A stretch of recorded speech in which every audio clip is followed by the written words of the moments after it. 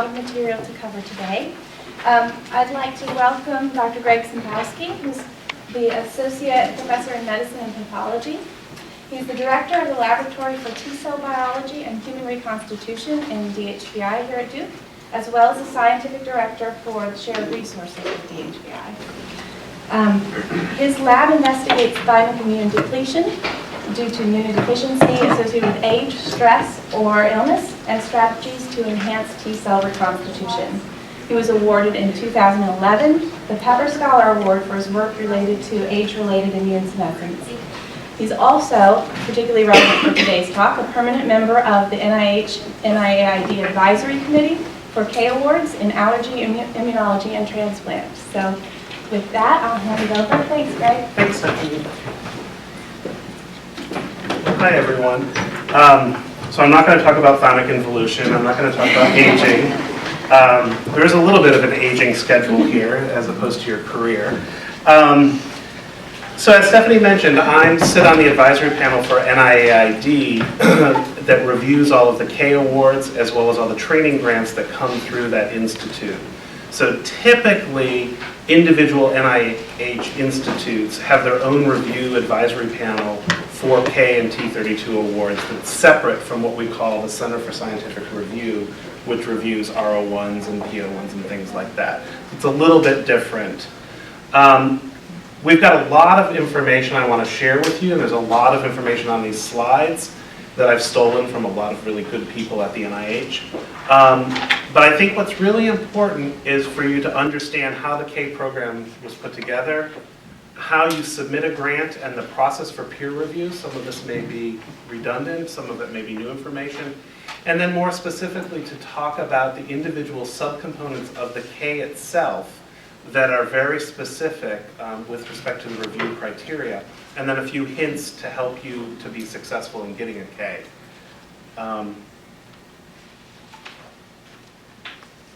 Did you turn it off? Yep. Okay.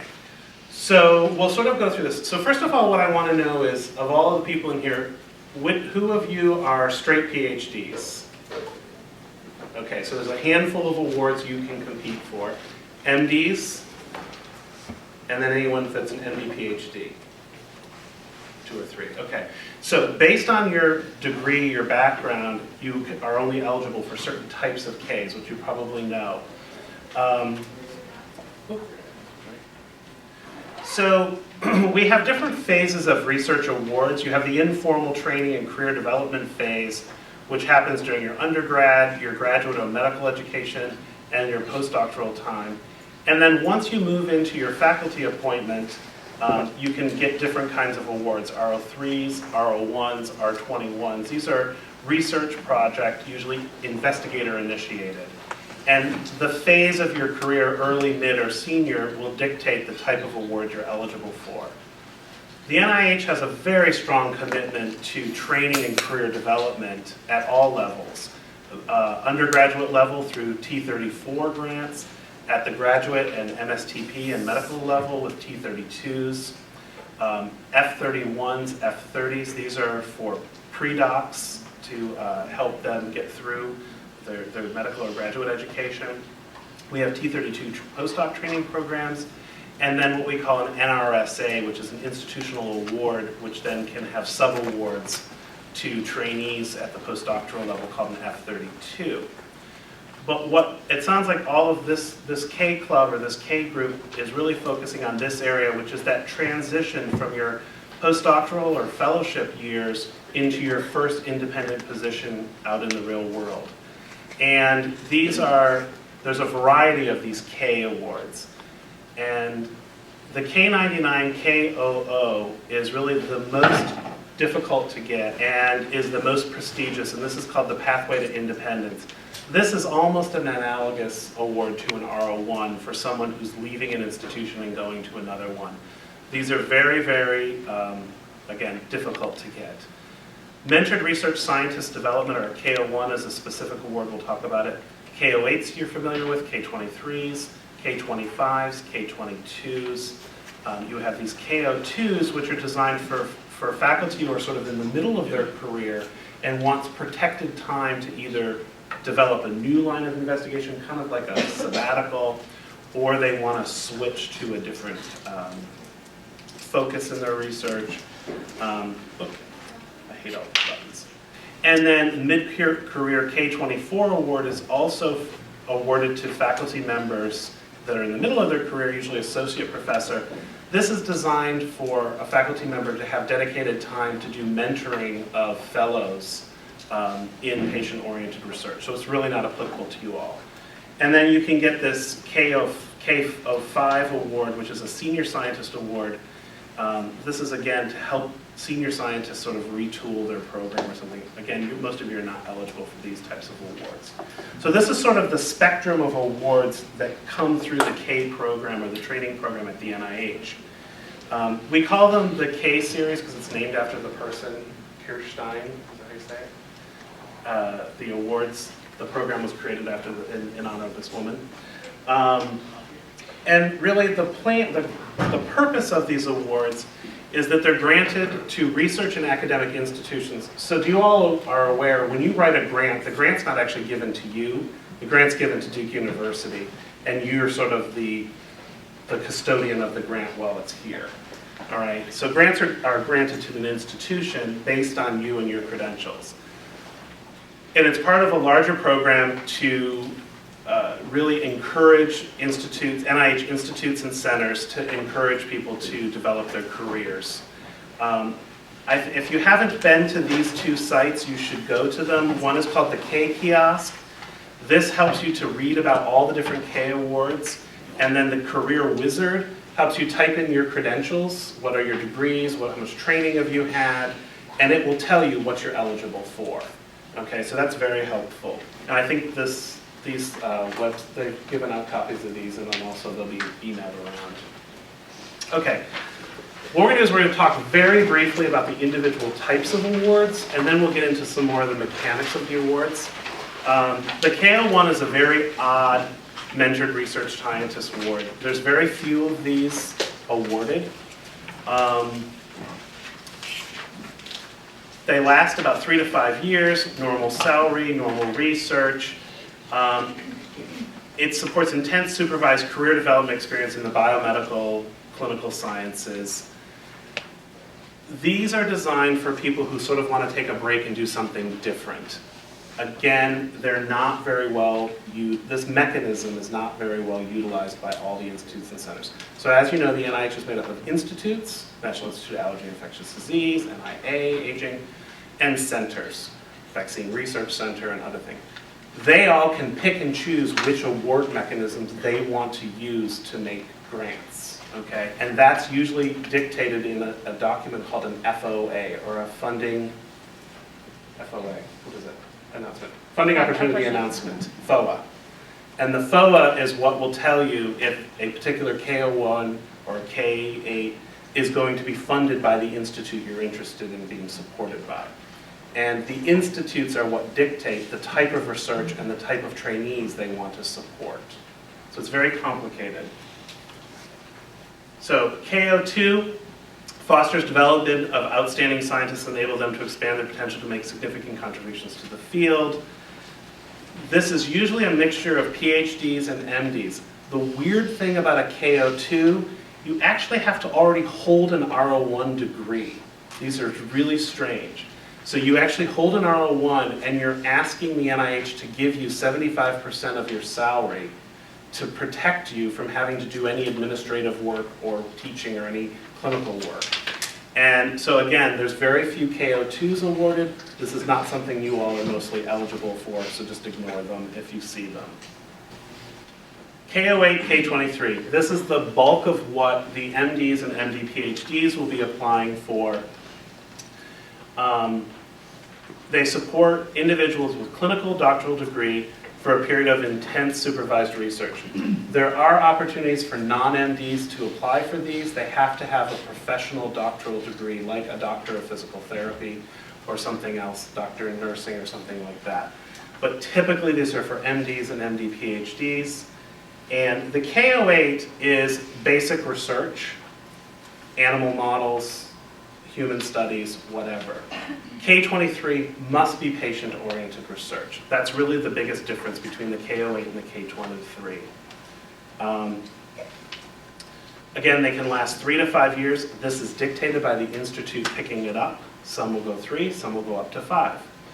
Typical salary caps, typical research support. You don't get very much money for research supplies on a K grant, which is a little bit disconcerting because if you're going to do animal models, it can be very expensive. Okay. K24 is one of these weird mid-career awards. Again, most of you are not eligible for these. It's really given typically to MDs at the associate professor level, and they're going to be creating mentoring programs for clinical fellows.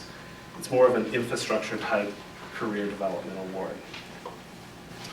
K25 is an odd duck, so if there's a handful of you out there in the PhD world, typically, this is for people who have a degree in a computational or mathematical or engineering field, and that you want to transition to a career in the biological sciences. It's a very specific, focused training program. We do fund these fairly regularly. There are very few people that apply for them, and so usually the success rate is quite high. There are earmarks within the institutes to award a certain number of these these awards. So if you are, for example, a person who does computational modeling of stars or something, and you want to start thinking about germinal center development and B-cell responses, this is the type of thing that would be a really good way to get a mentored environment where you can learn that biological connection. K22 is the typical award that PhD level people will apply for.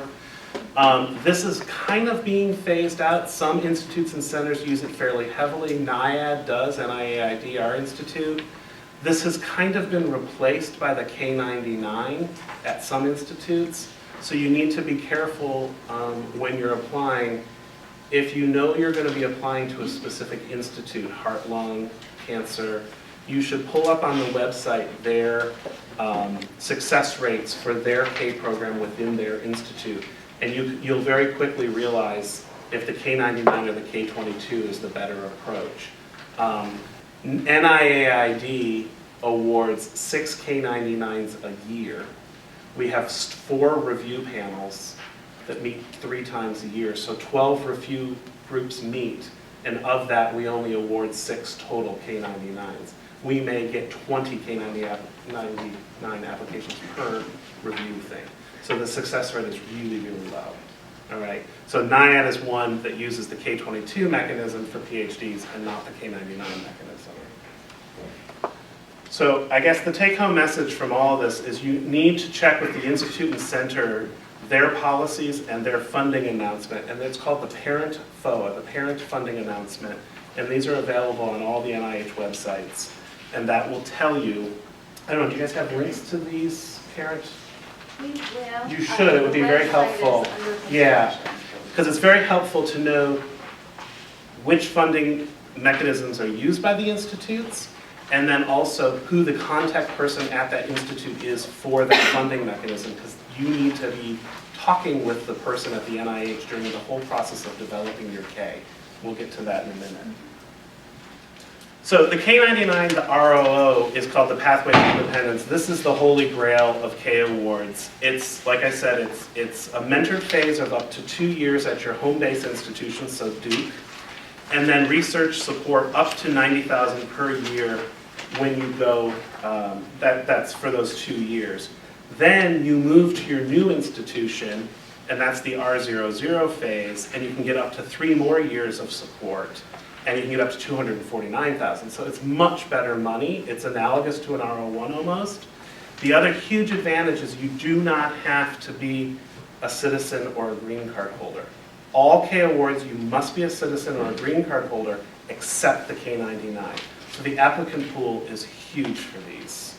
All right, so that's again another important difference. Okay, so that's sort of a very, very quick overview of the breadth of the types of Ks that are out there. So the long and the short of it is, if your mentor comes to you and says, oh, you've got to apply for a K99, do your homework and figure out if that's really the best way to spend your energy, because it may or may not be. Okay? I've had a lot of people come to me. I can tell you, K99, we'll have an applicant who comes in with a revised application. The candidate's published at least 40 papers. Of the 40, 10 or 20 of them are in Cell Science and Nature, and they get an unfundable score. It's just very, very competitive.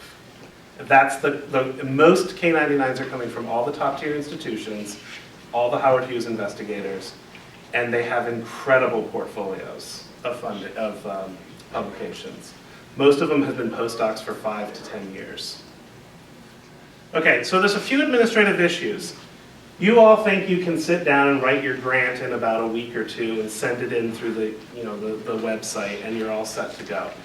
That's really not the case. You need to be planning to write your K at least 3 to 6 months in advance. You have to plan you have to have everything finished 1 month before the due date. With electronic submission through the vagaries of how you have to upload to Duke, grants.duke, then that goes to grants.gov, then grants.gov has to send it to ERA Commons, which then sends it to the NIH, okay? All those administrative things can get bottlenecked on submission dates. If it doesn't get to its final place in time, you're done, it's not submitted. So you have to submit in advance. You can't just say, well, I pushed the button here in time. Too bad. It has to be received by the computer system at NIH on time. So you've got to be prepared to have everything done a week in advance, and you've got to work very closely with your department grants and contracts liaison. So who can apply? Typically doctoral degrees, MDs, PhDs. The restriction for the clinical degree for KO8, 23, and 24.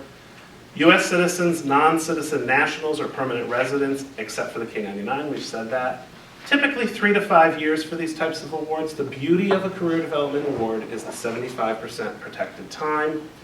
Entry-level award requires a mentor. And I continue to tell you this, that the mentor-mentee relationship has to be a real one. You and your mentor have to work together on this application. It is very painfully clear when an application comes in that a mentor had nothing to do with, and it doesn't get scored well. There's nothing worse than getting your score back and realizing that your mentor got a 9, and that happens a lot. K99 phase is really only 2 years, so that's a little bit of a restriction there. You must be appointed in a full-time position at your current institution, so that's important. Probably that's not a problem for anyone here. You must, the minimum time that you're going to have the K award, you have to be able to have stated in your institutional letter that you will be maintained at that appointment level or greater in the institutional commitment. The other thing is that full-time research effort is 9 calendar months or 75%. Many, many times there'll be institutional letters that don't actually state a protection of this time, and that is an immediate failure for your application. So be sure that that language is in your application. It turned out that the calculus that our department used was very different than that And your department's wrong. training person said, and I wanted to make that point that it kind of put me in the middle. Yeah. You know, I'm talking to my program officer and they're telling me one thing, I'm talking to my department chair and they're telling me another. Right. And So the goal of the department chair, primarily in the clinical departments, is to make sure that you're in the clinic making money for them, right? They don't want you in the lab doing research, and they don't want to have to say in writing that I'm going to only allow you 25%. And we find that chairs often try and hedge around this. It has to be very firmly stated, 9 calendar months, 75% effort. Now, when you sit down with your chair and do your annual review, 75% of what? Is it a 40-hour week? Is it an 80-hour week? Is it a 100-hour week? That's between you and your chair and the percent, your effort reporting statement. There are rules and guidelines, but we all know that it's the more work you have, the longer the work week expands. It's not a 40-hour week. Because I've had fellows who've tried to calculate the number of hours they're in clinic and say that it's in violation, and the chair basically just says, forget it. The person Yeah. at NIH told me that a half-day clinic was 10% period, and a month on service was 8% period. Yeah. So if I did 1 month on service and 2 months on service and 1 clinic, that was 26. Gone. Done. Yeah. Nope, that's not 25. Yeah. So, because the reality of it is we know what that actually equates to. A half-day clinic is really a full day of work, if not more, right? So you just have to work with Would it be nice if the Office for Faculty Development had tells your department chairs to support these people? I can't read your badge. What department are you in? It's just in general, No. I think, from the people who are advocating this, a little extra. No, really, they're not making that up. So That's Blythe, what- tell Joe. That's what the program officers are telling these people on the other side. Yeah, and the goal of the training programs at the NIAID is to not subsidize private institutions. And there's actually a perception right now, and there's a huge report that came out that basically said the federal government is subsidizing all of these private institutions by paying tuition and fees for graduate students and all of this. And that was not the mandate of the NIH. The mandate of the NIH was to produce research and to train people. And so there's this ongoing battle right now between institutions and the NIH. Okay, there are salary caps. Typically, it's somewhere between $75,000 and $179,000, which is the federally mandated cap now for what you can pull off of an NIH grant. This actually just got lowered. Again, this is something you work with your business office. There are ways to cost share your salary so that you can make sure you come in right. The caps do not include your fringe benefits. Remember that fringe benefits change pretty much every year, and so this is something your business office must do. You can't sort of calculate this yourself. It's very complicated. So again, you've got to set up a relationship with your administrative team. Salary supplementation is okay as long as it comes from non-federal funds. So PDC funds are fine, other sources of funds are fine, as long as it's not federal funds. What is not allowed is administrative and secretarial support, and you cannot provide effort on a K to your mentor. The mentor's time is free. Research and development typically get $25,000 to $50,000 in lab supply money. That's nothing. I mean, that doesn't do diddly for you. So one of the criteria that we look at when we review a K is, does the mentor have enough research support for you to actually do the work that you're proposing to do? If you're going to do 2,000 mice a month in some adoptive transfer model, you're not going to do it for $25,000. So there has to be a statement of where the extra money is going to come from. We'll talk about that in a minute. The other important thing is, as you all know, you will be transitioning to your independent career at an academic institution. The commodity you're generating for your home institution is indirect costs. Duke's current rate is what, 57%? K Awards only bring in 8% capped. So these are not a moneymaker for the institution. They're losing money. But it's good that they get them, and it's important, but this doesn't really help career-wise with the bottom line of how much money do you bring to your institution versus how much does it cost for you to be at the institution. So as a postdoc, you don't need to worry about this, but when you become an independent investigator, how much money you're bringing in is very important, right, Brian? Every year you get a little letter that says, this is how much money you brought in, and this is how much money you cost. Okay, let's talk more now. So are there any questions about the administrative stuff about the grants? You all know you go through your grants office. You all know it's electronic. You upload your portions to grants.duke. Then your administrators upload the business parts to grants.duke. It compiles it all. You approve it. You release it. Then the only one who can submit to grants.gov is the Grants and Contracts Office themselves. They're the submitting officer for the institution.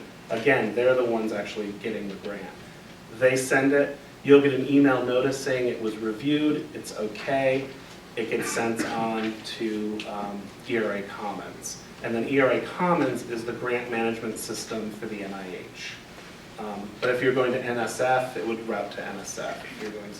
Could you just make a comment about the time back that you need to work with the grant administrator for them to be able to do their piece? There is a minimum number of days, and gosh, don't quote me on it, do you know? At least 20. It's at least 20 days, 20 working days prior to your due date, you have to start your process with your grant administrator. They have to put all the budgets together, all the pieces and the parts. You can modify, they're going to ask you for an abstract, they're going to ask you for a narrative. Just send them anything. That's just a placeholder in the system. You can replace it when you do your final assembly of in grants.duke. But the key is they need the budget and the budget justification, your Biosketch. What else? I think that's pretty much. Those are the main things. Those are the main things. And that's usually 3 to 4 working weeks ahead. And the budget can't be changed. The budget cannot be changed. Once it's signed off by all the appropriate people, it can't be changed. Okay? There are waivers that can be granted to your group, but they're frowned upon, and you don't want to be in the position of requesting a waiver for these timelines. Okay, so now we're going to go a little more to the process, the applications, and what's changed in the last couple of years with respect to the culture of how we review and score grants. So a grant starts as a great idea. You consult with your colleagues a good 6 months in advance.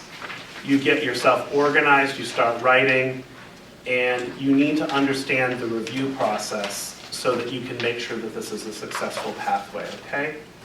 So you get your application, your institution submits it, NIH receives it, they look at it. In the case of a K, it routes to not the Center for Scientific Review, but to your institutional center's advisory review group. And it gets assigned to the appropriate one based on your abstract, your title and your abstract. So you've got to make sure all the keywords are in your abstract so that it gets routed to the right place. If you want it to go to heart-lung, make sure you put all that in. You can write a cover letter, but I wouldn't rely on that doing anything for you. All of the rosters of the review committees are publicly available on the NIH websites. Look at the people who are sitting on that panel and figure out what they do, because that'll help you to guide how you put the keywords that you put into your application. It goes to the scientific review group. They evaluate it. We'll talk about this more. Once a impact score has been given, it goes back to the institute. A scientific review panel does not make a funding decision. All they do is say, how impactful will this application be? And we don't compare applications. Every application is graded on its own, independent of any other application. That's what you're supposed to do. It's pretty hard to do that. Then that score and all the scores from that cycle go to the institute. They then line them up by impact score, and they look at relevance to the different programs they want to fund, and they make a recommendation to the council for that institute of which groups of grants they want awarded. The advisory council is made up of internal and external advisors to the NIH. They then recommend for funding. Okay? Then it goes to the institute's director, and the director starts matching up dollars. And they start at the top and they work their way down. And if the money runs out before it gets to you, you're done. There are situations where program officers can request that your application jump up in priority for some extenuating circumstance. So having a personal relationship, not a conflict, but a personal relationship with your program officer is very helpful. So call them.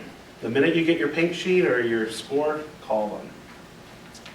Once the funds are allocated, the money comes to Duke, the code gets opened, you now can start doing your research. And now the grant has started. Now the clock is ticking for productivity. You must publish papers. During your K award, if you do not publish, you will not get an R01 or an R21. You've got to prove. We're giving you a freebie with a K of time and money. You better use it to show your productivity, or else you're going to be in really hard shape. When we review R01s for people who are K recipients and didn't show publication history during that phase, we basically say this person doesn't have it. So you've got to buckle down, look at your aims, think about what's going to get you quickly to good publications, and also remember that your administrative responsibilities continue once the award has been placed. You personally, as the principal investigator, are financially responsible and compliance-wise responsible for that application, not your chair, not your business manager, not anyone in your lab. You personally are responsible. If someone is inappropriately spending the money, you're the one who goes to jail. So, and Duke won't protect you. So you have to be very, very much aware of how much money you're spending every month. And if your department isn't giving you the information you need, you go to them and say, I need this information to stay compliant. Okay, you do get one revision. Only one now, it used to be two. So if your grant gets triaged or it gets an unfundable score, you review that score, that sheet, and you rewrite and resubmit as quickly as you possibly can to get it back in. And don't get upset with the reviewers, just like a grant review or a manuscript review, systematically go through the critiques and figure out how to improve the application. And whether you agree or disagree with what the reviewers have said, most likely the same reviewers will review it again. So they're going to want to see that you listened to them. So then you resubmit. Okay, what is a review group made up of? Many of you may or may not know this. So a review panel is about 12 to 24 members, depending upon what we have. We have a standing core of reviewers. If we have a large burden of applications that come in, usually our February applications, we get T32s. We'll get 12 to 15 T32s, and each one is 900 pages long. And we also get all the Ks. So we will add additional members ad hoc. Don't send in a K to be reviewed in February, because we're really grumpy. So we have 3 meetings a year, either in person, teleconference. Actually, I have one tomorrow. It's going to be a video conference. Saves a little on travel. We review anywhere about 60 to 100 applications per meeting, and it's usually a one-day meeting. 3 individual members will be assigned as readers. And they will read the grant, give it a preliminary score, and upload that information into the ERI Commons review system. Then we all meet in person, and the 3 readers will present their 3 critiques orally to everyone at the table. And then we then, as a full panel, will actually give you a single score. Sorry, I skipped. We also streamline. So basically, we start at the bottom of the list of the preliminary scores, and we work our way up and say which ones are worthy and which ones are not going to be worthy of even being discussed. And so it used to be called triaging, it's now called streamlining. Some review panels have a set number of applications they'll streamline, like 50%. Some have a certain preliminary score that they'll cut off at. There's no set guidance for this. We usually will streamline up to a point of about a preliminary score of 7. On a scale of 1 to 9, I'll talk about it in a minute. Triaging or streamlining or not discussed is not the kiss of death. There are many really good grants that don't get discussed. It's just there's too many to review, and we just don't have enough time to do it. You will get a full critique, and you will get subcomponent scores. Okay? Okay, is everyone familiar with the new NIH scoring system? So, who thinks it's a scale of 1 to 5? It used to be a scale of 1 to 5. And about, 2010, we switched to a scale of 1 to 9. We used to be able to go partial, like 1.2, 1.3. Now we have to go in whole numbers. So basically, we can give a priority impact score of 1 to 9, with 1 being the highest and 9 being the lowest. We think of them in groups of thirds. So the middle third, the low and the upper third. NIH loves these descriptors, which are horrible, because when you read these letters, you read a thing that says, I got a very good score. Well, that's like totally unfundable. Exceptional, outstanding, excellent. You want to be in this range. Pay lines are about between 1 and 2 right now. All right? So you got to be in that top tier. And we're given guidance about exceptional means exceptionally strong with essentially no weakness.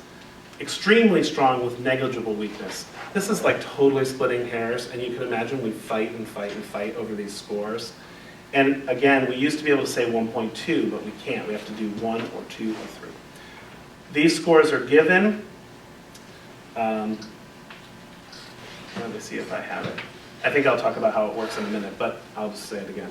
So what happens is everyone gives a score, and then we take the average of those scores, and we multiply it times 10, and that gives you your number. So if you get a 12, you had a 1.2 average score, okay? And the only reason we multiply it times 10 is to get rid of the decimal place.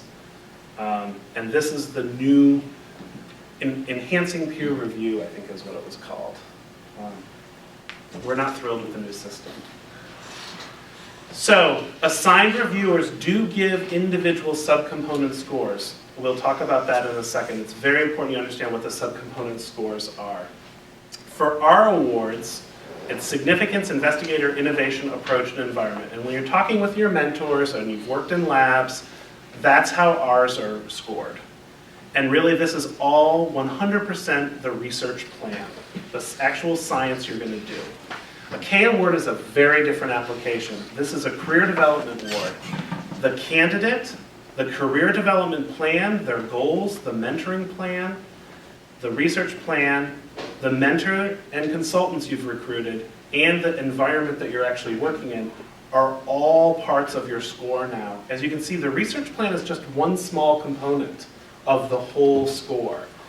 And a lot of people will put all their effort into the research plan, which is good, but you also need to spend an appropriate amount of time developing all these other sections, or else you're going to get a good research plan and you're going to get terrible subcomponent scores on the other parts, and it's going to put you in the unfundable range.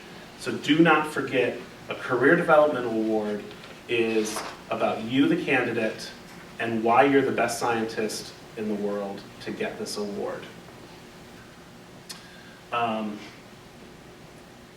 In the old days, if you were triaged and your grant was not reviewed or not discussed, you got nothing. You got a big goose egg letter that just said, sorry, you were triaged. Now you get the written report and you get those subcomponent scores, so at least you can figure out where your strengths and weaknesses in these categories fell. Has anyone received a score on a K? Did it get funded? You can say no. No. That's okay. I wouldn't be here. No, No, it was not. so you get these numbers and you're like, what does it mean? Okay, so that's where this office can help, or you can call me and I can help to explain what these numbers mean and what parts of the grant you need to put more emphasis on. All right? So triaged applications that's included in one of your 2 chances to apply? Triage is your one of your 2, yeah. So, and this is what, there is a huge criticism of the 2 submission process. A lot of investigators are complaining that 2 is, we need to go back to 3. It's not fair. In general or just for Ks? In general, across the board. With big institutional things like T32s, they're only reviewed once a year. So if you get triaged, you gotta wait a whole nother year before you can get it, and then it takes almost another year for it actually to kick in, which means your training program is without funding for a year or 2. I think Which can, for the K Awards also, it's very difficult for someone at our stage to have a completely new research plan, you know, and so you're almost done, I mean, essentially. yeah, It's hard. That's all. it is hard.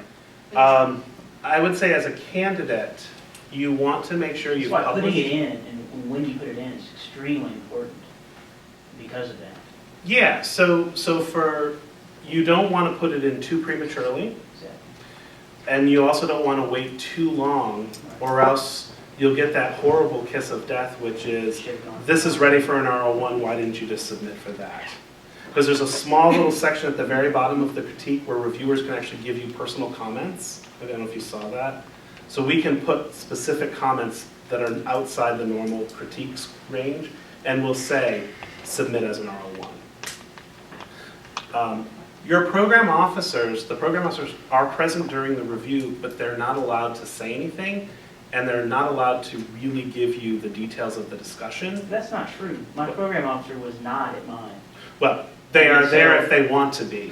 Well, and so They're I invited. asked that, you know, get comments from them. They said, well, I wasn't there. Someone else was, and I'm not obliged to speak. And so I kind of talked to the other person. They said no. Well, what So- institute? This is NHLVI. Yeah, so it's not appropriate. So my mentor, when I was in your position years ago, said that people who work at the NIH are federal employees and they work for you, right? So you just keep pushing and you keep phoning back up in a nice way to find the person That's you the need to. hard part. It is hard, but you've got to. You've got to. They are public servants, and it is their job to get back to you. And this is not confidential information. They can provide it to you. Can you elaborate a little on how we as individuals decide what's too soon and what's too Yeah. late? It really depends on the mechanism. So the mechanism and the stage that you're in your career. So let's say, so what type of K do you want to submit? Probably a KO8. Okay, you and everyone else under the sun. And where are you in your fellowship right now? Out of my league. You're in your second year, I'm in my third year, my third research year. and how much clinical time do you have? Do you have any more clinical? No. Okay, so this is the time now to submit. Okay. So what we're going to want to see is that you're within a year, probably of finishing up your fellowship program, and that there's probably a superficial level of commitment to you as an investigator to bring you on as an instructor, maybe, something like that, or maybe an assistant professor. But the most important criterion for all the Ks is we want to see that you have published at least one, if not two or three, first author papers in the field or in the topic that you're proposing in the application. During that fellowship phase. Like During the all fellowship graduate phase, or in the case of like MD PhDs, maybe they're during their PhD time and they're Okay. resurrecting the program. We've seen that. We've seen people take a 5-year hiatus, family things, come back and resurrect their career. It's very normal and understood. And you use the candidate's background section to explain that history. But publications on the topic that are in the application are really important. If you don't have them, don't put in a K. So is it worth waiting until the next cycle to add, if you think you can get one more publication? or- Yeah, and publications are strictly papers that are actually published. Manuscript in preparation or manuscript under review or under revision are not appropriate for your Biosketch or to just put in there. We ignore it. So I'm sorry, I have one last question. So Yeah. you get these things in June and the people are in February or wherever, they don't get together for 8 weeks, 10 weeks later. Let's say something is accepted in the interim, how can you? Yeah, there's a way you can upload additional material. They did away with that, actually. You can At send least NHLVI did. maybe NIAID. We get an email that says, go to ERA Commons. The grant you're assigned to review has additional materials posted, and then it comes up with a little thing. I click it and download it. Can you, So- can you ask your program officer to maybe speak up, or is there other? You can submit it to your program officer, and they should be. There's actually, program officer is responsible for funding program.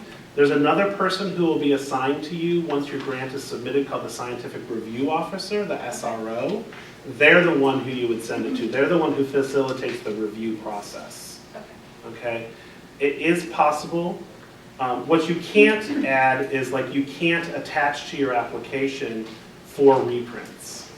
You used to be able to attach all your reprints as additional material, but you can't do that anymore. Yeah, we'll get people who will have a note sent in that their paper has now been accepted quite regularly. I'm sorry. So, no, keep asking. We'll skip Following slides. up with your question, I was just wondering if you could speak to, for the people that are just coming from a PhD background, Yeah. who are just doing research, kind of the timeline, because you were kind of asking some specific Yeah, questions. It sounded like you're- so you're probably in a typical 3-year postdoc appointment. Are you on a T32 or are you off of investigator? So typically, you would want to apply for a K22 or a K99.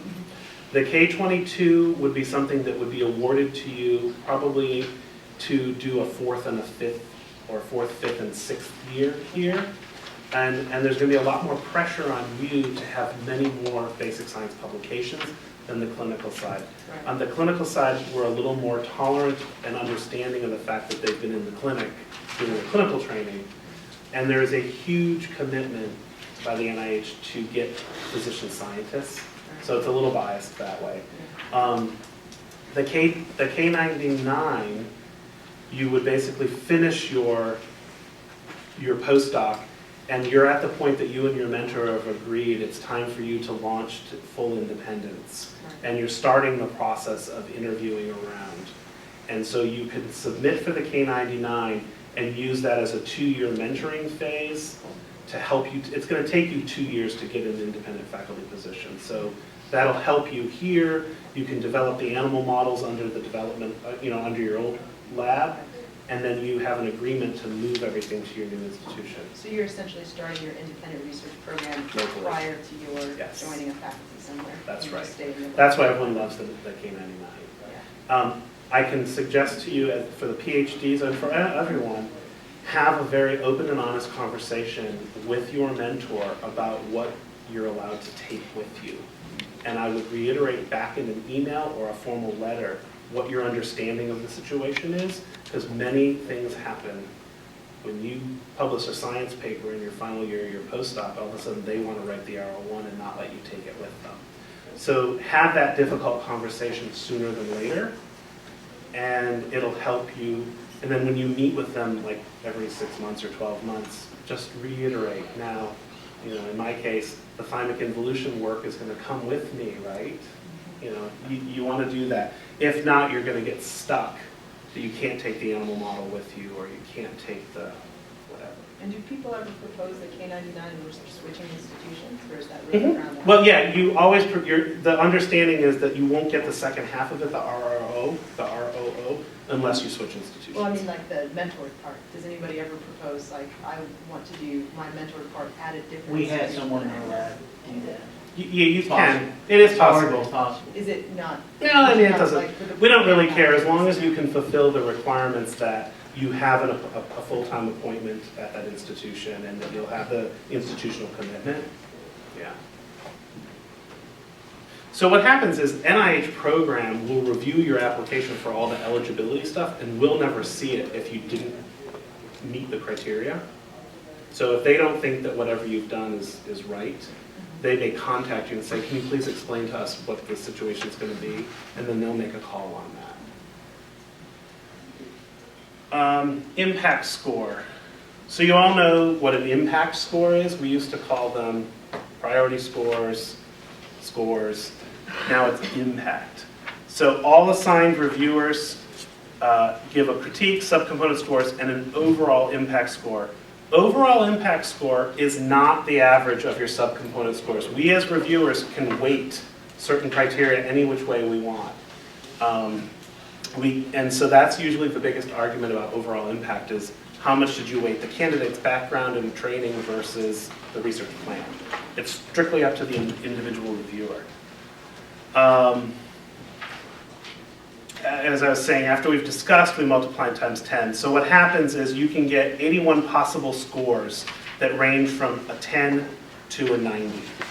So that's all that we can get. So you can imagine a lot of clustering of scores, a lot more clustering than the old system, which had a lot more potential numbers. And so that's where that relationship with your program officer is really important, so that you can help them to fight for your application when they're sitting around the conference table, figuring out who's going to be funded. As I said, so there's ties. So what they'll do is if two people got a 20 and they're both on the line for full funding, then the criterion scores, they'll bring up the criterion scores and say, okay, our institute is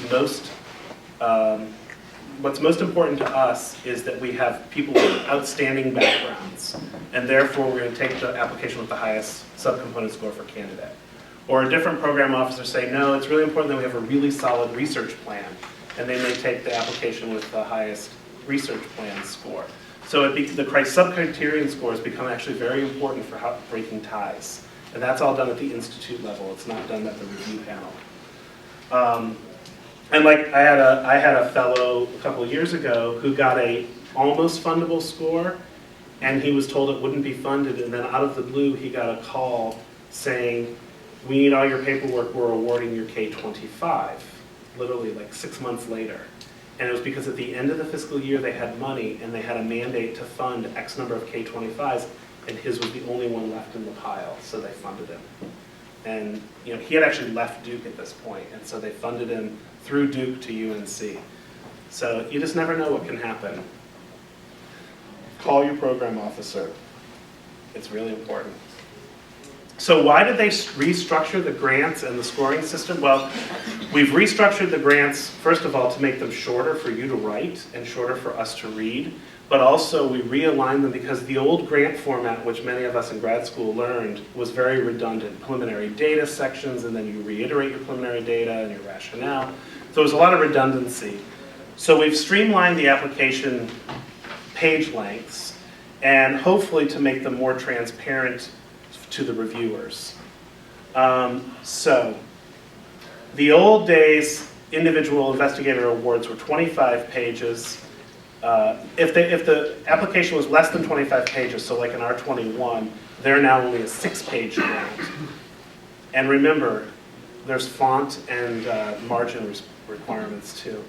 And if it was a 25-page grant, it's now 12.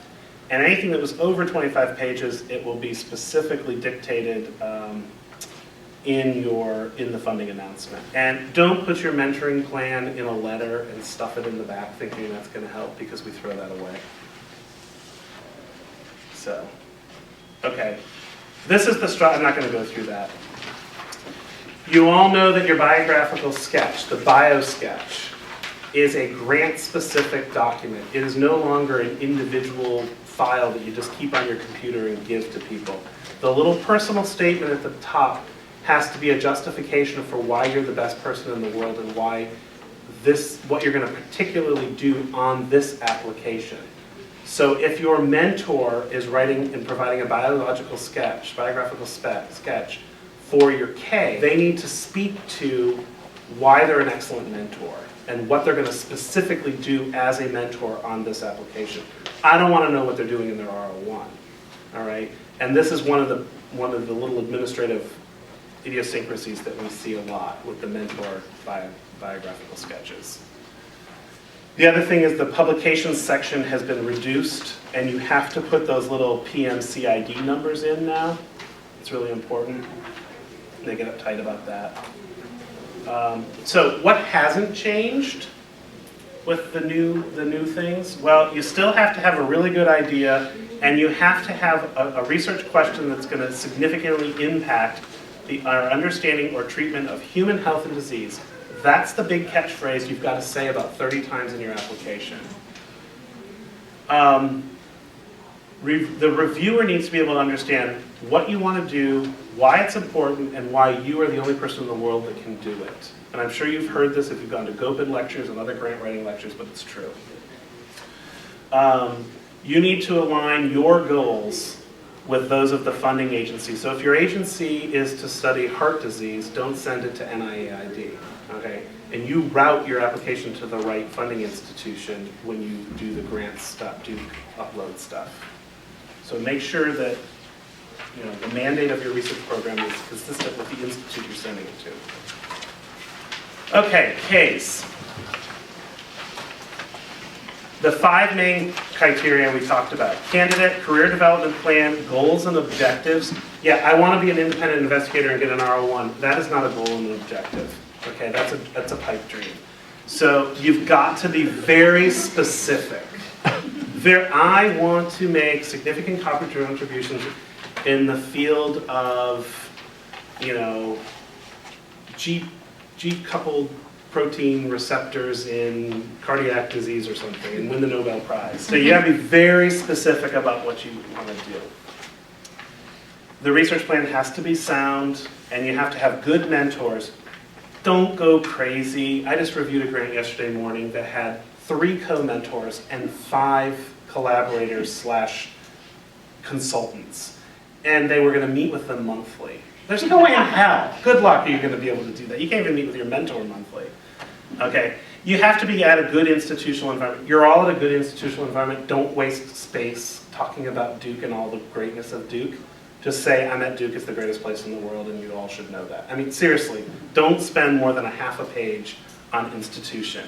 And then have a letter from your chair for the institutional commitment. Overall impact has to be very important, but it's up to the individual reviewer.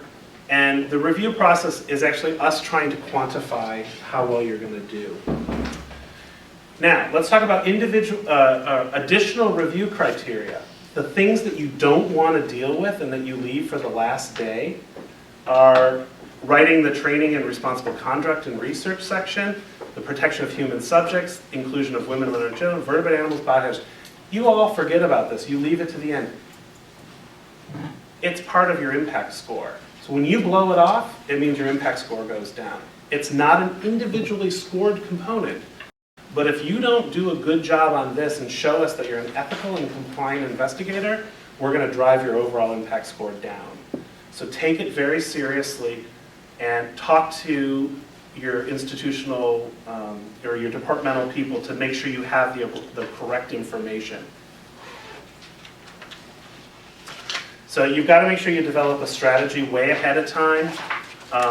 And the key is that should you be applying for like just an internal K-12 or a private foundational award, what is unique about you getting a K award that will give you added value with this protected career development component? So you really need to play up that you want to be in this mentored environment. Why aren't you pursuing training through some other mechanism? Well, it's best to get a K award. Give yourself at least 3 to 6 months to write this thing. Start now. Know the internal contact key people in your department that are going to help you with the electronic application because it can be time consuming. How many people have submitted through grants.duke? Yeah, it can be problematic. It's a lot better than it used to be, but in the old days we had to like photocopy and put it in a box and send it. Begin the application by writing one sentence hypothesis for the entire research project. I think that's really important so that you get a crystallized concept of what you're going to work on and that you want to do it in a training environment, and then call the contact person on that FOA, that FOA, and say, this is what I'd like to do. Is this of interest to you and your institute? And if they say no, but maybe you should go to NCI, then that'll be helpful information. Okay, your mentor is your collaborator on this, your partner. And if your mentor is not engaged and they can't find time for you, find a new mentor. Just because your mentor may have the Nobel Prize or be, the world's expert in X, Y, or Z, if they're not someone who's there to help you to succeed with this award, then find a co-mentor or somebody else. You need someone to be a champion for you in putting this thing together. They're not going to write it, but they're going to help you get it pulled together. Can I ask a question? Yeah. So, if certain people make sense scientifically, but they aren't engaged, does it look unusual if you bring in that person who knows the science and the scientific process and the mentoring part of it just fine, even though it's not scientifically necessarily involved? So the way I would handle that is, say you have an excellent administrator. So what I think right here, put together a mentoring committee. You should have a mentoring committee of probably 3, no more than 5. And what you can do is you can bring in an individual who may be a really good mentor onto your mentoring committee, and that the justification for them there is to help you with all of the non-scientific career growth that you need, how to be an independent investigator, how to do grants management, how to do personnel management. I mean, when you get your first grant, you're running a small business. You have to manage a budget, you have to manage people, which is really hard. You have to do all this stuff. And so it's okay to say you're going to need someone to help you to learn how to do all of that. We don't learn that in graduate school and medical school. And so when you write that role, the role of that person on your mentoring committee is, in addition to a little bit of the scientific help, they're also there for the research skills. And does our institution offer a research skills workshops, symposiums? We have all sorts of, I know you the do. leader program, we have things like that. Right. Put those in your career development plan. The career development plan has to be very specific. And we also offer a letter of institutional support specific for those kinds of courses and services through the faculty development office. That's great. Read the letter and put it in your own words in your career development plan. Because number one, we don't read all the letters. And number two, if it's in the letter, it doesn't necessarily mean you're going to commit to do it. So we want to see that you're committing every semester to do certain things that are going to grow your career, not only scientifically and clinically, but also to grow you as an independent investigator. Sorry, Yeah. can they have mentor from other institute? Yes. Yes. It can't be your primary mentor, but it can be a co-mentor, absolutely.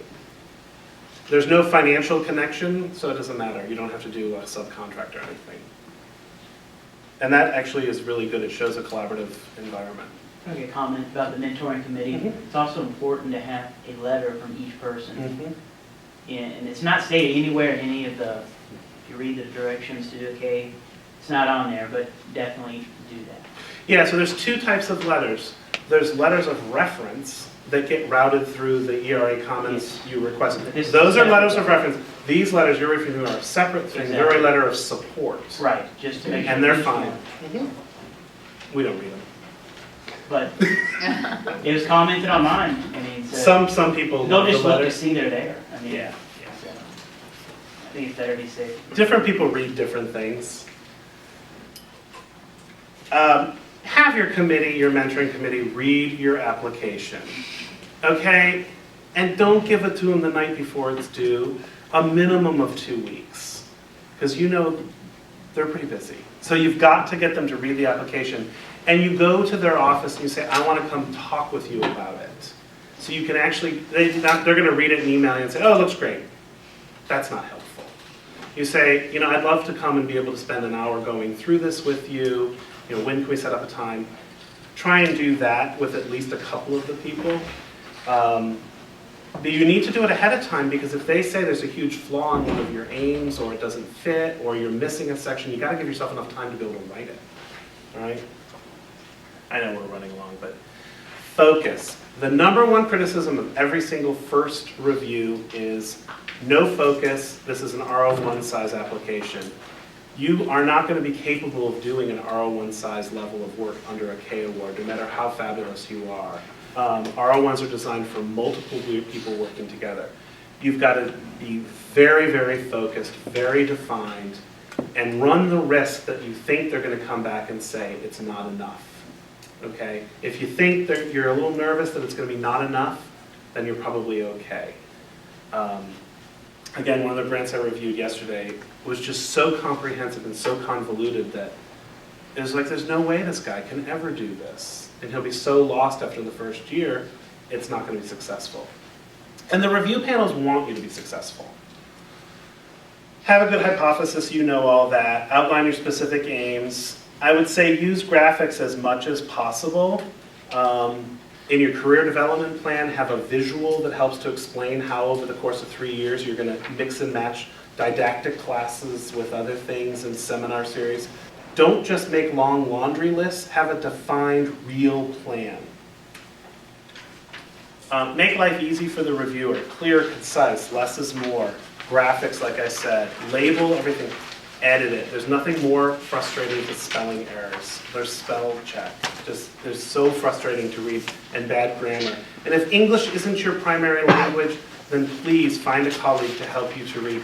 We're reading hundreds of these applications. It's not easy to read them when they're poorly written.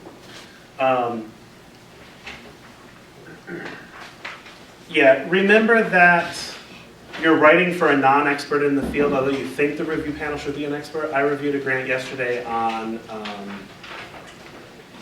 mechanical engineering of nanoparticle treatment for esophageal inflammation or something. I mean, nothing in my field. I have no idea about any of it. So I had to be able to figure out from this document what this guy was doing. And that's just what we get assigned. Biosketch we've talked about. Be sure that the information on your Biosketch and in your candidate's background section are not contradictory. So don't make up publications, don't make up awards, don't make up anything, don't lie. We have a famous person here at Duke who got themselves in a lot of trouble because of this. Be sure that things are consistent, that the dates of when you were at certain institutions match with the narrative that you write about. I was a postdoc here, and then I went here, blah, blah, blah. Make sure they match up. Again, I reviewed one where a woman said that she went to medical school in New York City from 1980 to 84, and then she said she was a high school science teacher in Vermont from 1982 to 1986. And I'm like, this doesn't make sense. So make sure it makes sense. That's a good question. Yeah. Well, the Biosketch, can you, the personal statement, is it a couple sentences, a paragraph, a half a page? 5 or 6 sentences, max. Max. Because in the K Award, you're going to really spend your time in the candidate's background section. Okay. Tell a story. Don't tell me about from when you were born, when you went to kindergarten and your friend had lupus and you now want to study autism. Don't tell me that. Tell me why you be more, what is your scientific background? What experiences have you had in research? And what is it that drives you to be the best scientific physician scientist or basic scientist out there, right? And why this award will be so great for you. Career goals. So tell my scientific history. Why a K Award? It's important you tell us why a K Award. Why should we give you 70% of your salary to basically sit around and do research? There has to be a reason, because usually when you get a research grant, you only get maybe 10 or 20% of your salary. You don't get 75% of your salary. So this is an unusual type of award. Fully explain any new or enhanced research skills you will be gaining through the K. So you've got to be specific. You're going to have didactic coursework you're going to take. You're going to take research skills courses. You're going to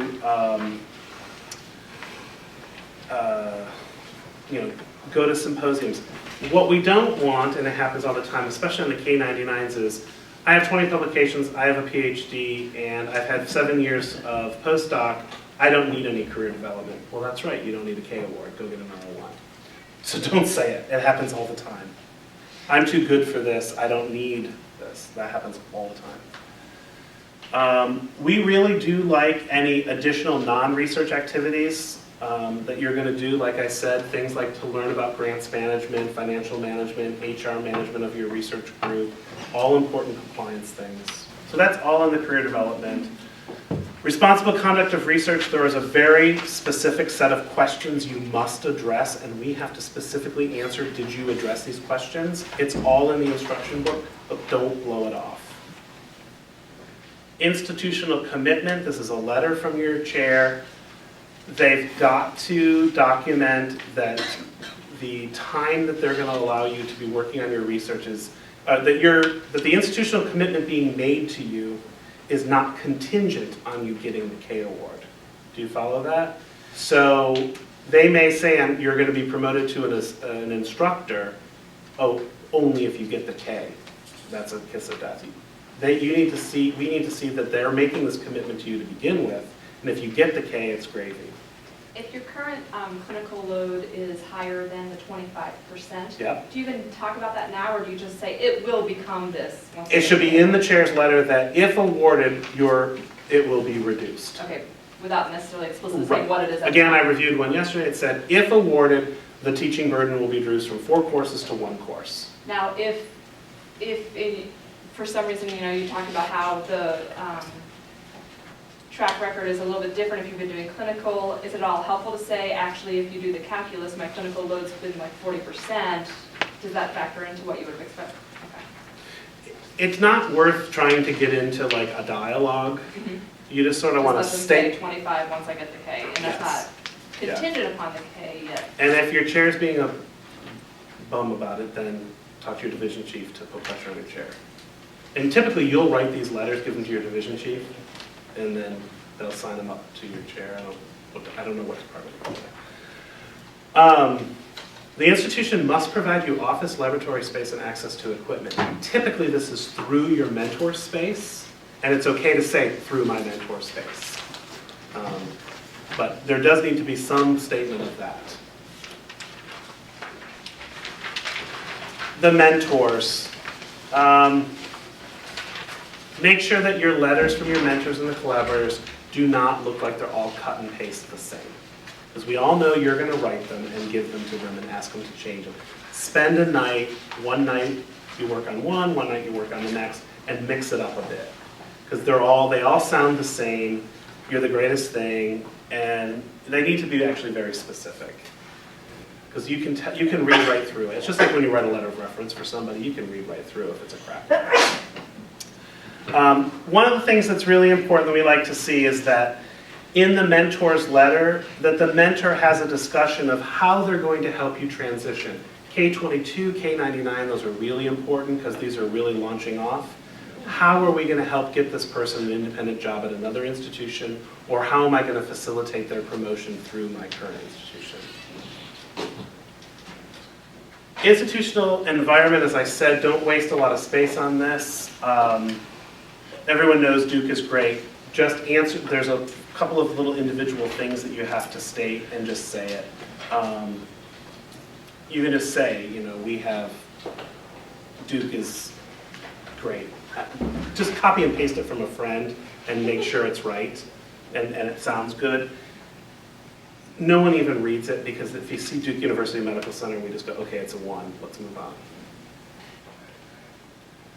Research strategy. Significance and innovation are still what carry the day on a research strategy, just like if you were writing an R01.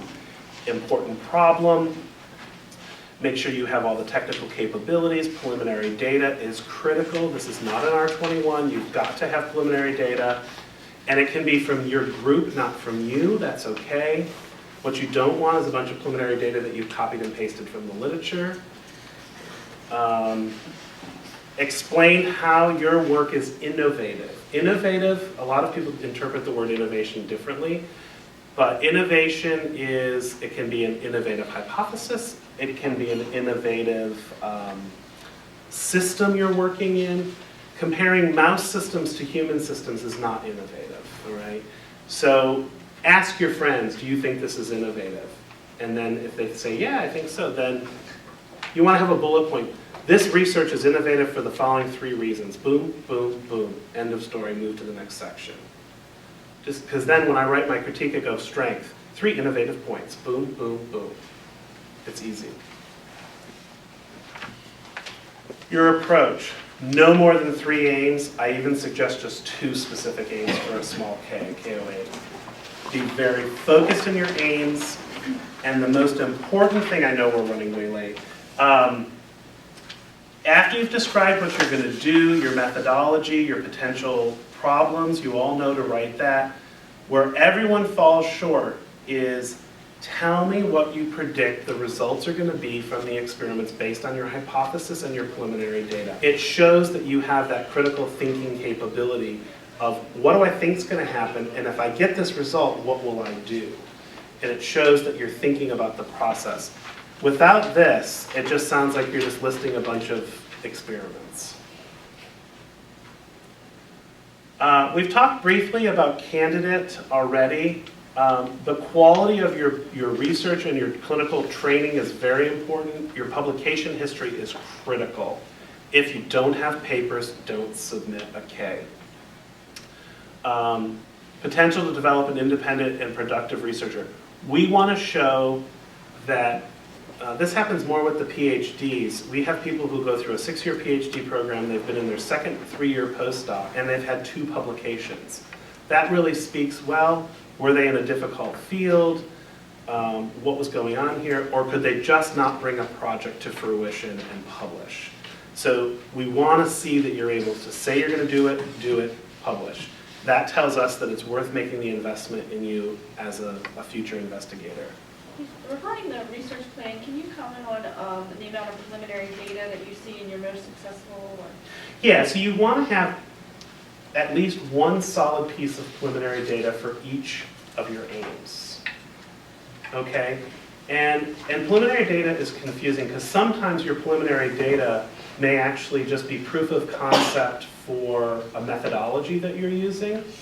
And that's okay, you put that in the background and significance as background that you've developed this methodology or whatever. But when you come down to writing, this is my hypothesis, this is my first aim to test this part of the hypothesis, in support of my hypothesis, I've shown in this model, blah, blah, blah, blah, blah, see the figure. And if it's been published, even better. But many applications come in with maybe only 2 or 3 figures total, which is not enough. You want a good, you want to show the data, and you want to show it in a way that we can see it. Sometimes people will shrink the figure so small that we can't read it. And assume that the person's going to print the grant on paper, because they're probably reading it on an airplane or sitting in a lecture. They're not necessarily going to be reading it on their computer, so they can't zoom in on everything. We do get everything as PDF now, but I mean, when I fly with a whole stack of my grants, just because I like to be able to write on them. The career development plan, don't forget about it. The likelihood that the plan will contribute substantially to the scientific development of the candidate. Is there added value? I've already said that before, but it needs to be a real plan. Like, you're going to meet with your mentor, you're going to actually do things, you're going to actually develop yourself as a scientist and as an investigator and as a faculty member, not just learning a new technique. So you really need to have a full plan.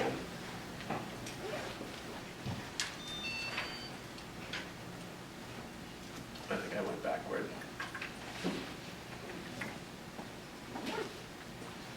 Mentors, consultants, and collaborators. I'm not a big fan. I don't ever really ding people too hard on the collaborators. It's the mentor that I ding people on. And then, as I said, the environment is important. Sorry. So I think I bounced around here at the end. I got my slides out of cycle. But so the long and the short of it is, you need to plan ahead, and you need to think about what you're going to do as a K that's unique to create it as a learning environment, in addition to just doing a research project. So if you say you're going to do a K, and you're going to go out and study drug compliance in a population. Well, what would be important for you to learn how to do that really, really well?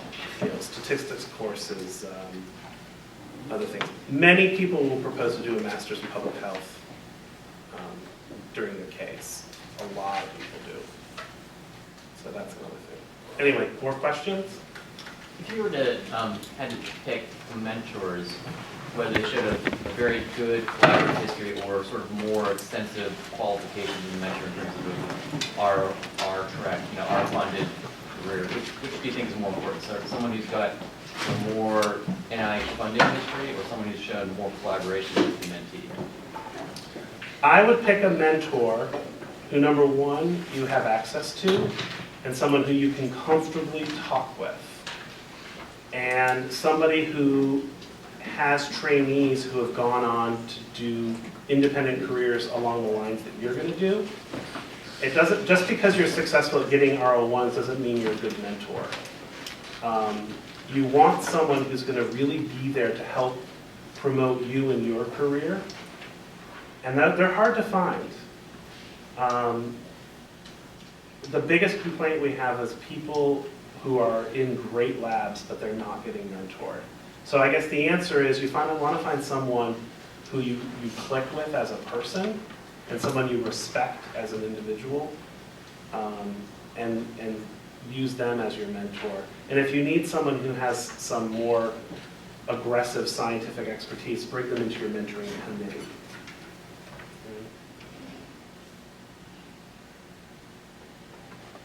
So when are you guys all submitting? February, like you said, not to. Well, so February, so you don't want to submit in the October. So October submissions are due that get reviewed in February. So if you submit in February, you're okay. So where are you in your stage? Applying, you mean? Yeah. Writing everything. And what are you writing? A K23? I think it's a K23, yeah. You It's think? Well, it has to do with, genetics, so it's with human samples. And so I consider it patient. That's not a K23. Yeah, that's what I'm afraid. That's a clinical study, not a clinical trial. So, It's not a clinical trial. well, yeah. Patient-oriented research really has to be patient-oriented. You're doing genetics, it's not. So it You put it in as a KO8. that's why I keep going back and forth. Yeah. between the KOAs. It doesn't matter. It's fine to put it in as a KO8 and doing human work. Really, That's absolutely fine. Which institute? NIDDK. Yeah. They have pretty good pay lines on the Ks. So we should be okay. I have another question. Yeah. So I know that they're for 5 years. Say you've been on an institutional K award. Do you ask for 5 years or do you ask for 3 years? You just ask? You're on a K-12 now. Yeah, Yeah, it's a totally different system. So they're called Ks, but they're different. So no, ask for the full amount. ask for the full amount. They'll tell you if you're not eligible. Okay. You may or may not be eligible for the full amount. There is a point where you will age out, and it has to do with when the date of your last terminal degree. And I've never understood it because we've gotten conflicting reads on those rules. We had a situation where a person came to the U.S. as a MD. Came to the U.S. as an MD.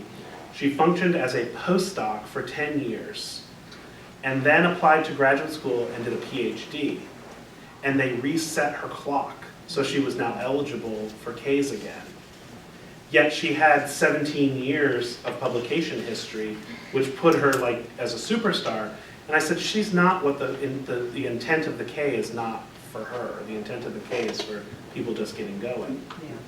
But they said technically her last terminal degree was awarded on such and such date. So you got to check the eligibility requirements. And that little K, one of those websites will do it for you. It's not easy to get a K. Just remember there are 5 subcomponents. It's not just a research plan. And the administrative components can be much more burdensome than you think, and to plan way ahead. What department are you guys all in? Peds, medicine? Peds. So Peds, you have a good support structure with Blythe and Joe. Medicine is pretty good. The people who are the PhDs in the basic science department is a little more challenging. So you can always email me and ask me questions. It's fine. All right, thank you.